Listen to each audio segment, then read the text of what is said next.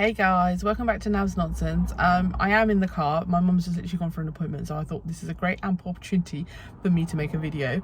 Sorry about my crazy hair. Literally, we had a water fight yesterday, and I washed it. I didn't style it. It's just too hot. So yeah, let's talk about the most obvious thing that's going on right now. This weather is absolutely insane. I'm not one for the heat. So I'm actually really been struggling. Plus, like, the heat makes my legs feel more tired and like painful. But that's not to say I'm like miserable about it. Obviously, I'm liking enjoying the sun, and it's nice not to have the constant rain. So hopefully this weather stays. It'd be nice to go out and about and do stuff. So that's like topic number one. That let's just, typical British thing, have to mention about the weather, otherwise I don't feel like any conversation is complete. But the actual basis of this video is kind of like breaking the chain of generations of like upbringings and stuff. So I think like you need to be the change. So like you obviously don't want to, and I don't think you should, raise your kids how you were raised. I'm not saying I was raised in a wrong way, because I don't think there is any kind of wrong or right on how to raise a child or whatever. But I don't agree with the way I was raised. There's some things I look back on and I think that was a bit, I don't agree with that. Some things I'm like, okay, yeah, I understand why they happen. I'm sure you're all thinking like, oh, what's she talking about? My upbringing was fine. There's nothing wrong. I'm sure if you actually sit down and reflected, you'd kind of be a bit like, okay, that didn't make sense. Like, why was I told that? Why was I told to behave this way? And kind of just things like that. So like me and my husband obviously would talk actively about having children, and that discussion then leads to how we would raise them. And we both say, you know what, son, daughter, gonna be raised the same. Son, daughter can do what they like, wear what they like, be the person they want to be, and marry who they want. Like, there's no stipulations. When I was growing up, I'm a Sikh Jat. So Sikh is obviously my religion, and Jat is a caste that I'm born into. And I was always told, you're going to marry someone of the same kind of background to us. And I was just lucky, honestly very lucky, that I ended up finding my husband and we got married. It just happened to be the same background and all ticked all the boxes, and yay, hooray.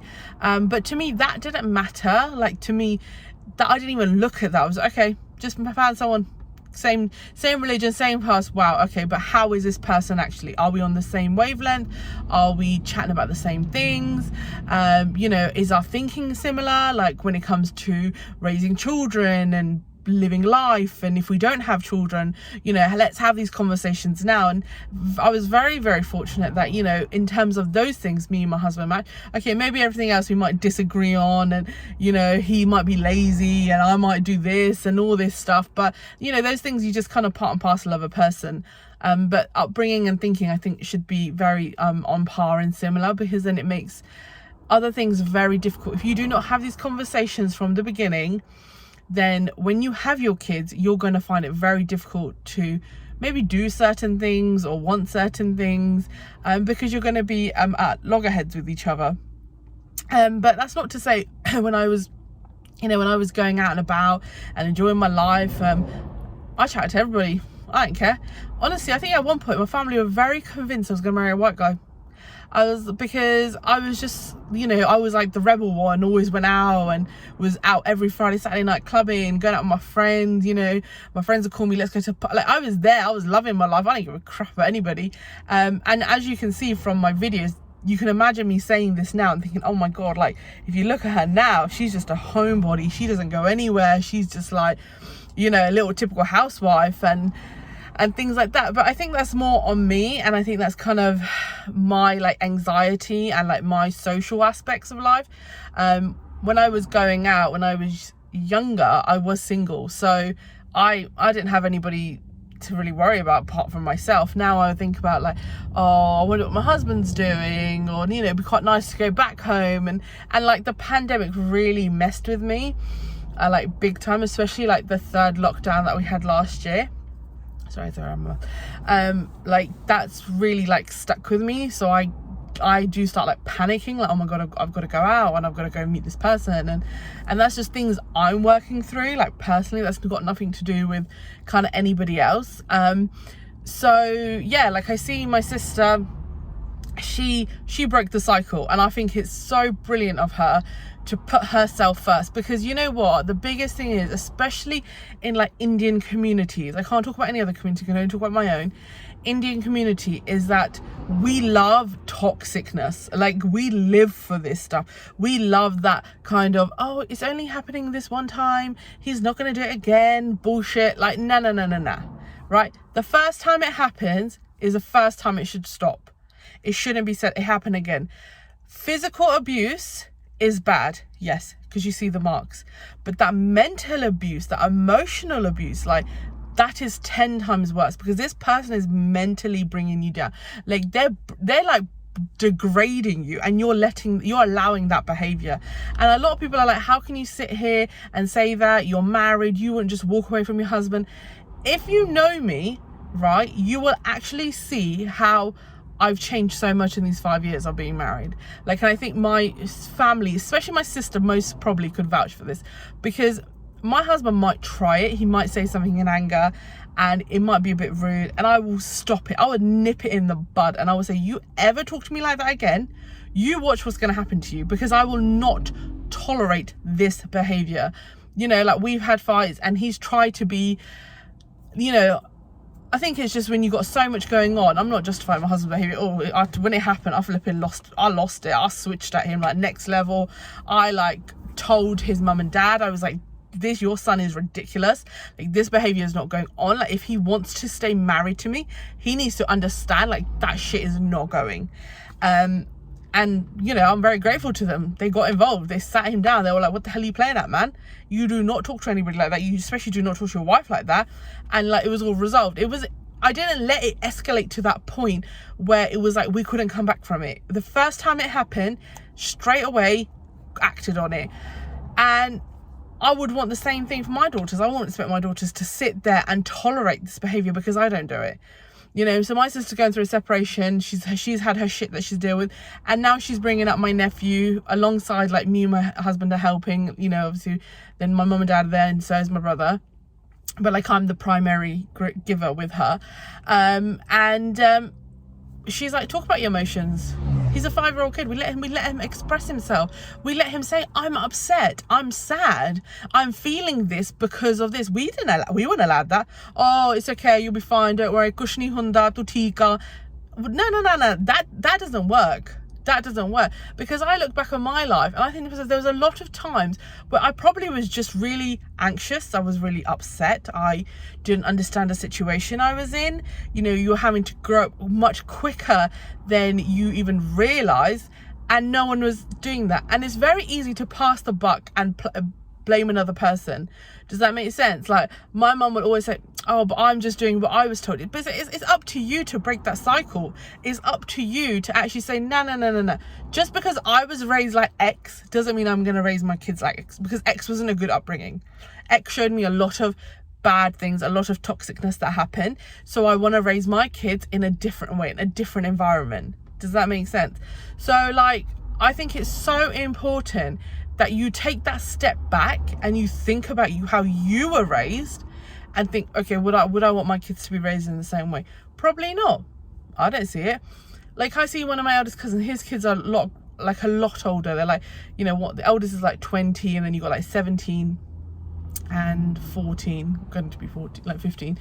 And I watch him, he broke the cycle. I see the way he talks to his kids, the way he expresses his emotions to his kids, the way his kids express emotions to him back. If his kids say, you know what, Dad, I read this and this is fact, he'll be like, okay, fine. You read it, you went and educated yourself, and now you're educating me. It's not a bad thing. If I was to say it to my dad, I get the answer back, oh, you must know everything then. Oh, you must know everything. I know I don't know everything, but I took that time out to educate myself, and I was like, okay, I want to know about this thing, so I'm going to share that information with you. So instead of actually acknowledging that sharement and saying, okay, sharement, a word I just made, and saying, okay, well done, you know what, I'm actually going to go research that and see if what you're saying is like true to fact and stuff. You don't get that. And that's what annoys me. I think that's where I'm a bit like, my 5-year-old nephew was saying to me, oh, you know what, I learned this at school today. I'm like, oh, that's really interesting. Did not know that fact. You know, expressing it and acknowledging that, because we don't know everything. We're still learning. They're still learning. We're forever going to be learning in our life. So yeah, like, I think it's just really important. And people are not going to like it. I'm sure there's things that I'm going to raise my kids, and people are going to be very ready to make comments. But I think to myself, they're not your kids. They're my kids. If I decide that I want to let my son wear a dress, fine, let him wear a dress. Do you know what I mean? Like, these conversations should be between me and my husband. And if my husband says, look, now I feel uncomfortable with this, then you find a compromise, you find the middle ground. You don't just kind of argue about it and then someone's just abusive to the other person and then just shuts it down. That's not going to solve anything. So I think it's really, really important, like, because if you allow the behavior of your partner to be degrading or to put you down, your children are going to see that, and then they are going to either implement it on themselves or allow another person to do it, because they can think that's an okay behavior, and it's not okay ever. Like, if my husband carried on being rude to me and then my kids saw that and then they went and did it to another person, or even did it to me, I would lose my shit out of my kids, but I don't lose my shit out of my husband. Why not? Like, I don't understand that mindset, you know. And as you can see, I'm getting really frustrated about it, because I think to myself, how can you allow it? How can you allow someone to make you feel like crap? Like, you don't allow it when you're in the workplace. You don't allow it when you're out with your friends. You don't allow it in any other setting, but you allow it in your home setting. Why? Because you feel like you're not strong enough to leave that person. And I think leaving doesn't always mean a bad thing. Like, I say to my husband sometimes, like, if we ever get to that point where we are literally at each other's throats, we need a break. We need to take that time apart and actually reflect on what we have. Because sometimes being with someone all the time, it can be suffocating. It can actually be really toxic. So you kind of think, like, you know what, let's take that break. Let's have a bit of a separation. You know, you do your thing, I do my thing, even if it's for like a couple of weeks. And then kind of just see where we're at. You know, you don't need to go blasting it to everybody, oh yeah, we're broken up. Like, no, that's your business. But if you're just going to keep allowing it, and then that person is going to do it to your kid, like, I don't understand it. Why have kids? Why put them through that? If you know that this behaviour is how it is, like, it really frustrates me, because, like, you know, when my mum had, like, my sister, she got married and knocked up straight away. It's like, you didn't even live your life. You don't even know what you wanted. Okay, fine. That was the it thing to do. That's what society and every other family expects us to do, is have a kid straight away. But then look now. Now you're allowing behaviours that shouldn't be allowed. You're allowing people to talk in a discriminating way, which should not be allowed. Like, how you are a mother, you bore this child inside you for 9 months. Like, I crave to be a mother. I crave to do anything in this world to carry a child, because it's something I can't have at the moment. And I have my nephew who's not even mine. I haven't given birth to him, but I think to myself, anybody do anything to that little boy, I want to kill them. Like, that's it, done, job done. And I don't care if it's like my own family, because I'm not going to tolerate it. Like, talking the way you're talking, behaving the way you have, that's not doing anything for anybody. Like, that's just, you're just letting the cycle just keep happening. And if we carry on letting the cycle happen, a cycle that's very toxic, then we're not any better than previous generations. We're not any better than, you know, generations before us. You know, like my grandmothers, they lived in a world where they were single women because their partners, you know, left them in, you know, obviously one of my grandfathers passed away, another grandfather he's gone missing. We don't know what his situation is, but, you know, wherever they are, they were not with my grandmothers. And my grandmothers, flipping out, good, you know, great to them. You know, this is back in the 80s and 90s. They had their head held high, can't even talk, and raggo, they just flip and live their lives. And then you have people who are like, oh, life is nothing without a man. What? Are you insane? What world are you living in? You know what I mean? Like, you should look at your mother and think, damn, okay, fine, you know what? okay, my partner's still around, but you know what, I ain't tolerating this. But living with your partner who puts you down is better to you, because you like going out with your mates and you like living your life and you think it's all hunky-dory, than actually living a life and being on your own 2 feet and saying, you know what, this is good, this is. And people like, and you know what really annoys me, like I always say to my husband, like, you might leave me, but my kids wouldn't ever leave me. Like, they'll be with you throughout everything. They might get married, they might get their own lives, they might, you know, buy their own houses, but those kids will stand shoulder to shoulder with you regardless what happens. Your partner ain't gonna give two craps. But then you hear these generations of Indian women who are like, oh, our kids are gonna leave us, but our husbands never would. Why would your husband not leave you? Why would you even think your kids will leave you? Your kids are the ones that probably do more for you, buy you the gifts, take you out, you know, make sure that you're in every sort of, you know, planning of what they do, holidays, you're there. Like, is your husband there? Is that, just because you've been married to someone 20, 30 years doesn't mean that you've got to carry on living that same cycle. Like, that's your choice. You know, say it. Let's speak up. Let's find our inner voices and say, okay, you know what? Didn't really know you. Life's been a bit shit. You know, you turned. People change. It happens. And I'm gonna just make my own kind of path. I'm gonna just try to find myself right now, without you. I'm gonna take that break from you. I'm gonna find myself, and let's see where it ends up. Let's see where it goes. Nothing wrong with it.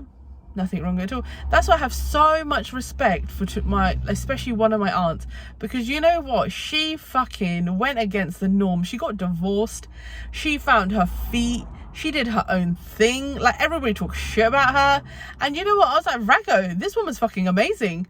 She did what she fucking wanted. She didn't give a shit. And like, that's the way to be. Like, that she lived her life. She lived a great life. Obviously she had her own, you know, she had to deal with her mistakes, she had to deal with a lot of things, but at the end of the day, she made the decisions that were best for her. She thought about her, she put herself first. And that, you know, and when I hear stories of, oh, you know, someone was married for 30 odd years and then they divorced their husband, I'm like, you go girl. Like, you realize that this isn't working out for me. Instead of being in an unhappy relationship, you put your foot down and were like, you know what, my happiness comes first. Even girls nowadays, like, people are like, oh, they've only been married 6 months and they got divorced. Oh, but they were dating each other, they were boyfriend, girlfriend. So what? When you're boyfriend, girlfriend, you can do whatever the fuck you want. Ain't no one gonna question you. When you're married, you have so much responsibility. You gotta think about your in-laws. What can I say around them? What can I do around them? How can I behave? Some people have bare chilling in-laws. They don't give a shit. They're like, you do what you want. You wanna drink every night? You go out and you drink every night, you know?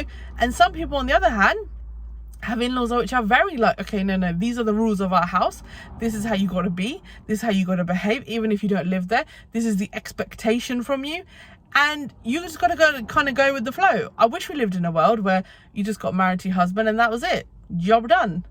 You don't need to worry about anybody. If you don't want to go somewhere, you don't go. It's not a big deal.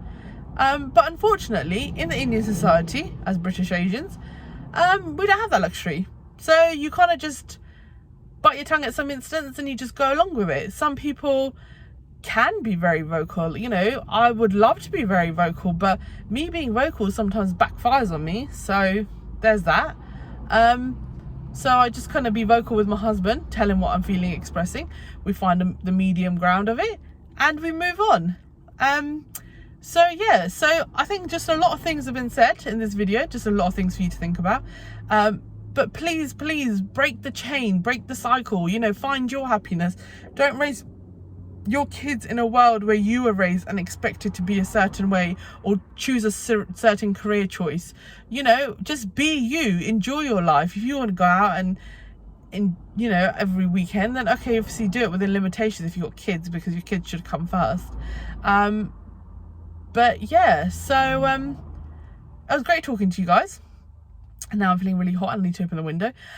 So yeah, please don't forget to like, share and subscribe. If you guys have any good content ideas, please share them. It's really hard sometimes just to think about what to say. So I would love to hear from you guys. Drop me a message on my socials, so Instagram, Twitter, Facebook, TikTok, Nav's Nonsense. Just find me online, or leave a comment at the bottom of this video. that'd be greatly appreciated. So thank you everyone who watches, and please continue sharing, liking, subscribing. Because of you guys, this channel will obviously lift off. So yeah, thank you. Bye.